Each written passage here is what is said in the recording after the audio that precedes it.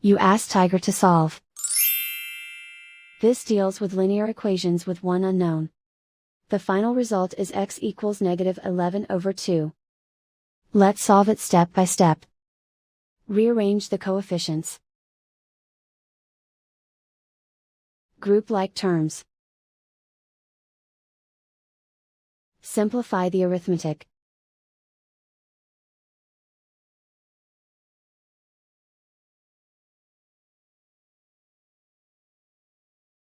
Isolate the x. Divide both sides by -2. Cancel out the negatives.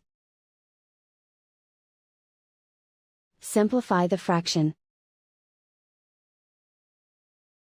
Move the negative sign from the denominator to the numerator. And so the final result is x equals -11/2.